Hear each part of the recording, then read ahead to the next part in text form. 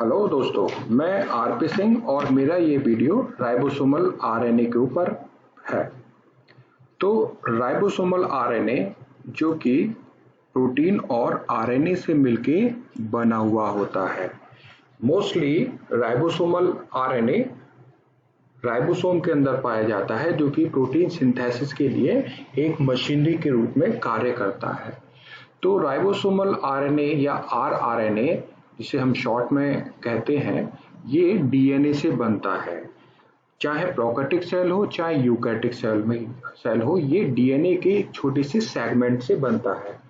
Prokaryotic cell में तो ये डीएनए के शॉर्ट सेगमेंट से बनता है, लेकिन यूकैरियोटिक सेल के अंदर ये न्यूक्लियोलस के अंदर डीएनए के छोटे से सेगमेंट से बनता है। तो इस प्रकार से हम ये नहीं कह सकते कि अगर हम इस न्यूली बने हुए ट्रांसक्रिप्ट जो डीएनए से बनता है को अगर हम डीएनए से हाइब्रिड कराएं तो वो उसके साथ पूरी तरह से बेस पेयर नहीं करेगा, क्योंकि ये छोटे से डीएनए के पार्ट से बना हुआ होता है। तो इसे कह सकते हैं कि इसके अंदर बेस पेयरिंग रिलेशनशिप नहीं पाई जाती, क्योंकि ये डीएनए के छोटे से भाग से मिलकर बना हुआ होता है। तो चाहे प्रोकैरियोटिक सेल हो चाहे यूकैरियोटिक सेल हो, दोनों के अंदर ये डीएनए के छोटे भाग से मिलकर बना हुआ होता है। और इस राइबोसोमल आरएनए से ही राइबोसोम बनता है, जो कि प्रोकैरियोटिक सेल के अंदर 80S 70S और यूकैरियोटिक सेल के अंदर 80S का होता है।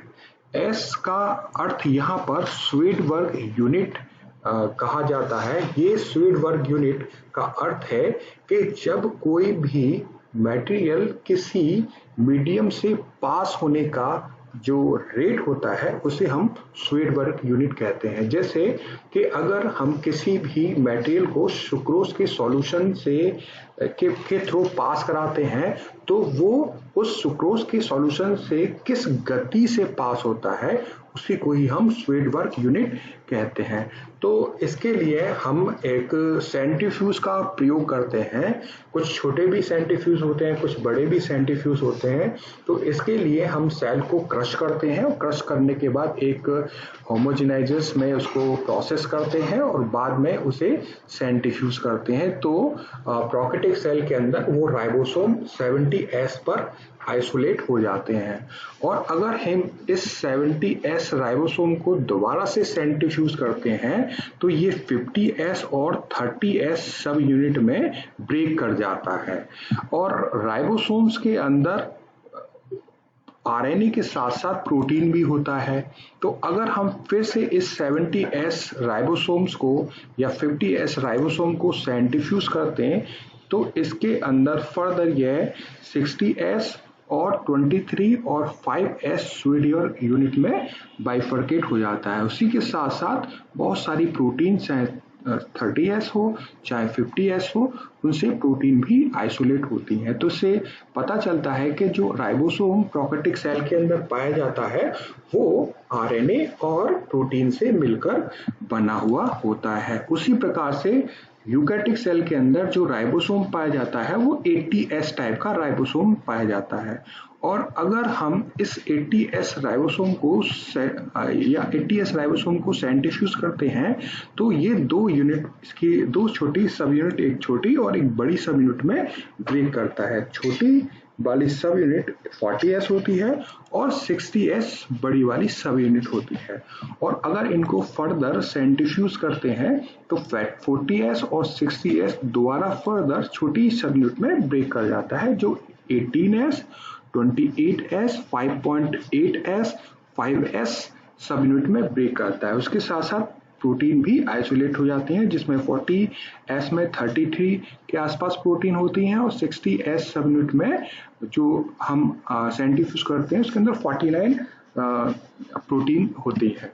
तो जो स्वेडबर्ग यूनिट होती है, इस बात का जरूर ध्यान रखें कि स्वेडबर्ग यूनिट जो होती है ये एडिटिव वैल्यू नहीं होती है।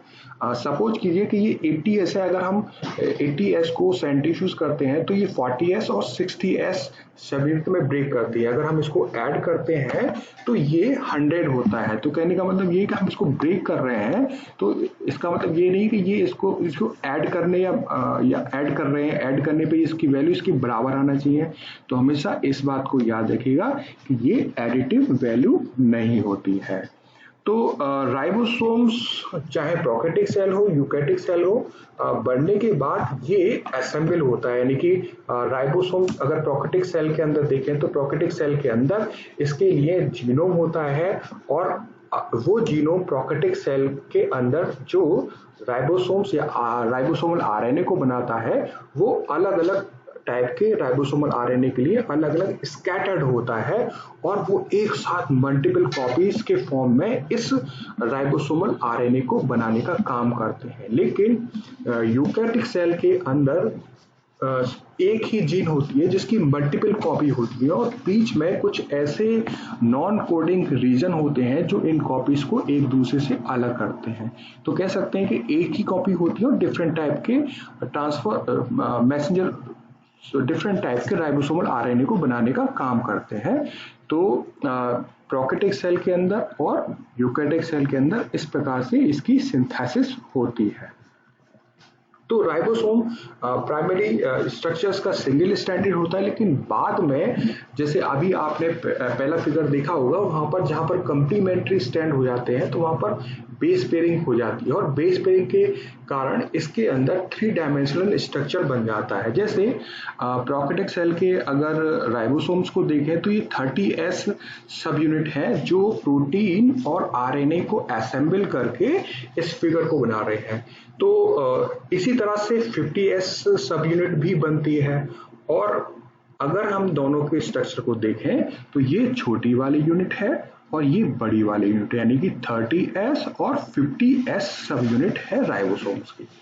और इनका काम क्या होता है, ये हमेशा प्रोटीन की सिंथेसिस में काम करते हैं। जैसे अगर इसको हम मैसेंजर आरएनए बांधते हैं तो मैसेंजर आरएनए के ऊपर सबसे पहले छोटी वाली यूनिट राइबोसोम की, सपोज कीजिए छोटी वाली यूनिट है और ये होती है 30S, और उसके बाद इसके अंदर बड़ी वाली राइबोसोम की यूनिट होती है जिसे हम 50S राइबोसोम की यूनिट कहते हैं। यानी कि ये वाली यूनिट, पहले ये वाली यूनिट और उसके बाद ये वाली यूनिट ऐड होती है। सबसे पहले छोटी और उसके बाद बड़ी वाली यूनिट, और इससे बन जाता है 70S इनिशिएशन कॉम्प्लेक्स। ठीक है, और इसी के अंदर 2 साइट होती हैं जिसे हम ए साइट और पी साइट के नाम से जानते हैं, और वहीं पर आके ट्रांसफर आरएनए ऐड करता है।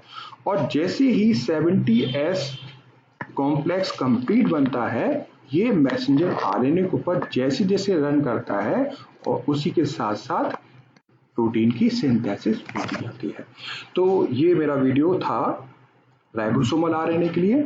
इस वीडियो को देखने के लिए आपका धन्यवाद।